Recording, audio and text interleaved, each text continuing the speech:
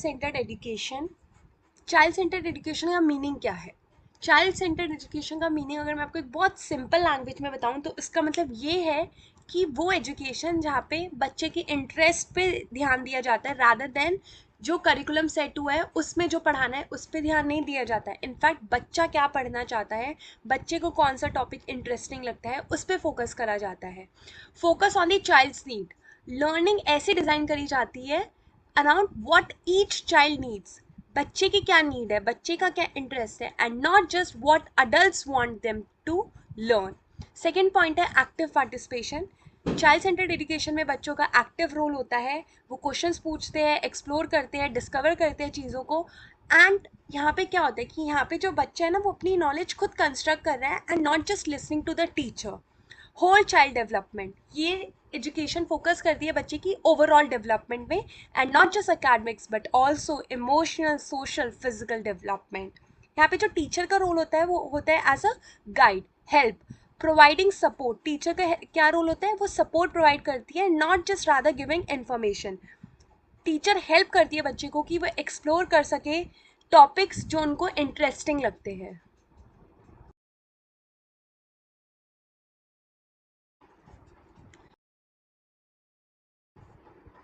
Advantages of child centred learning. First point is encourages independence. तो जो child centred learning है वो encourage करती है कि बच्चा खुद अपनी पढ़ाई को इंडिपेंडेंटली पढ़े। Children learn to think for themselves, खुद के डिसीजंस लेते हैं, सॉल्व करते हैं प्रॉब्लम्स को, और जो उनकी हेल्प करता है कॉन्फिडेंस बिल्ड करने में और इंडिपेंडेंटली टास्क को करने में। It also makes learning engaging and fun. जो लेसन्स होते हैं वो किसके बेसिस पे होते हैं, वो चिल्ड्रन के इंटरेस्ट के बेस पे होते हैं। तो ऑब्वियसली बात है कि जो बच्चा वो पढ़ने के लिए ज़्यादा एक्साइटेड रहता है और मोटिवेटेड रहता है। Caters to different learning styles.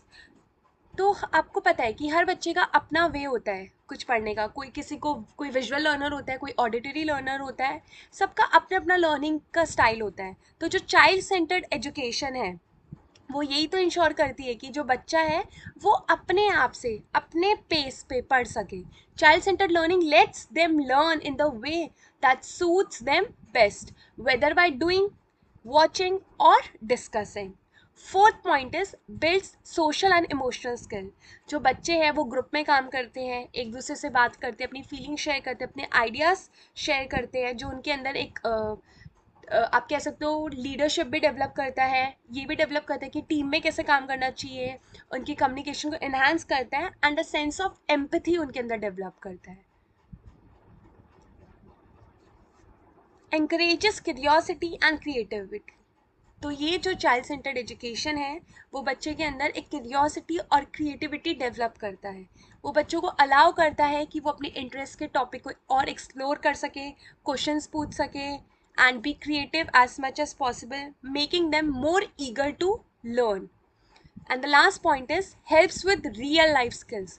Child centered learning connects lesson to real life. अब जो child centered education है उसका जो content है वो बच्चे की रियल लाइफ से कनेक्ट करता है, बच्चों को हेल्प करता है कि वो चीज़ों को समझ पाए बहुत डीपली एंड उस नॉलेज को अप्लाई भी कर पाए to the world around them.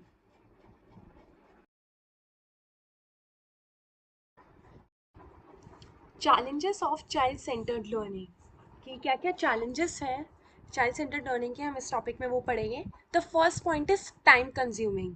कि जो लेसन्स प्लान करना, ऐसे लेसन्स प्लान करना कि जो हर चाइल्ड की नीड को कैटर कर सके, वो हर एक बच्चे के इंटरेस्ट के अकॉर्डिंग हो, ये काफ़ी टाइम कंज्यूमिंग हो सकता है। Second point is requires more resources. तो चाइल्ड सेंटर्ड लर्निंग जो है वो डिमांड करती है अलग अलग वैरायटी ऑफ मटेरियल्स की, जैसे बुक्स, टूल्स और आर्ट सप्लाईज, जो हमेशा स्कूल्स में अवेलेबल नहीं होते हैं। Third point, not always suitable for every subject. तो जो चाइल्ड सेंटर्ड एजुकेशन है वो हमेशा सारे सब्जेक्ट्स के लिए सूटेबल नहीं है। फॉर एग्जाम्पल मैथ्स के बेसिक्स या फिर ग्रामर आप कह लो, ये कुछ ऐसे सब्जेक्ट है जहाँ पे डायरेक्ट इंस्ट्रक्शन ही काम करेगी rather than child centred approach. Fourth point is pressure on teachers. कि जो टीचर्स हैं उनके ऊपर काफ़ी प्रेशर हो जाता है कि लेसन प्लान करना है ऐसा कि जो हर बच्चे की डिमांड को पूरा करे, काफ़ी डिफ़िकल्ट हो जाता है। एंड टीचर को इतना फ्लेक्सिबल बनना पड़ता है, इतना क्रिएटिव बनना पड़ता है and ready to adapt lessons on the spot. ये काफ़ी डिमांडिंग हो जाता है ये वाली अप्रोच।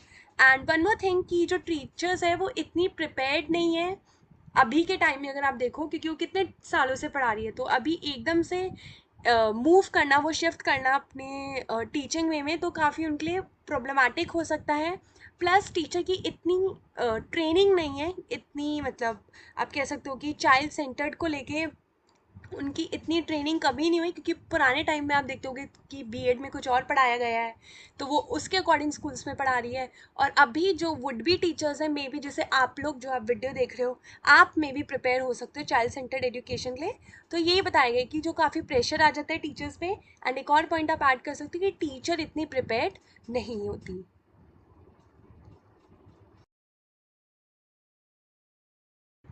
तो गाइस, ये छोटी सी कंक्लूजन आपकी लास्ट स्लाइड है जो आप अपने एग्जाम में ऐड कर सकते हो। और एक छोटी सी टिप मैं यहाँ पे देना चाहूँगी कि इंट्रोडक्शन और कंक्लूजन हमेशा हम नहीं याद रख सकते। तो इंट्रोडक्शन में हमेशा देखो, BEd is all about repeating things. तो आपके साथ बहुत बार होगा, आपको लगेगा ये आंसर मैंने वहाँ भी लिख दिया, यहाँ भी लिख दिया, बट ट्रस्ट मी उसके मार्क्स मिलते हैं, क्योंकि मेरे साथ सिमिलर सिचुएशन हुई है।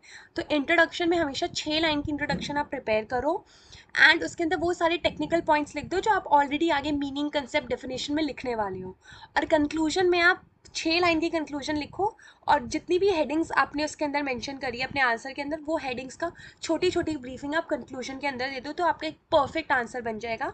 एंड चाहे 5 मार्कर हो या 12 आंसर हो, अपनी कंक्लूजन इंट्रोडक्शन कभी मिस मत करना। भले ही 5 मार्कर में आप 1 या 2 पॉइंट की कंक्लूजन एंड इंट्रो मेंशन कर सकते हो।